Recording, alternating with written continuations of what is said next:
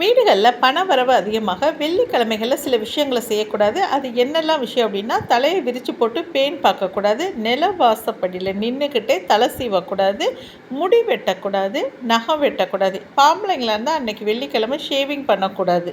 வெள்ளிக்கிழமை மாலையில் 6 மணிக்கு மேலே நம்ம என்ன பண்ணக்கூடாதுன்னா, தண்ணி வெறும் குடத்தை வாசப்படிக்கு நேராக வைக்கக்கூடாது. அந்த வழியாக தான் மகாலட்சுமி வீட்டுக்குள்ளே வருவாங்களாம். அப்போ வெறும் குடம் வைக்கிறது நல்லதில்லை. ஆனால் நிரப்பான தண்ணி இருக்கிறது விசேஷம்னு சொல்லுவாங்க.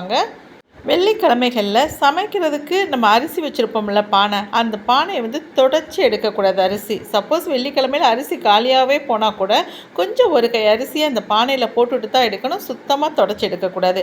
அதே மாதிரி நம்ம வீடுகளில் உப்பு ஜாடி வச்சுருப்போம் இல்லையா, உப்புமே குறையாமல் வச்சுருக்கணும். அந்த ஜாடி நிறையா ஒரு பாதி ஜாடி வரும்போதே நம்ம என்ன பண்ணால் 2 உப்பு பாக்கெட்டை வாங்கி வச்சுக்கணும்.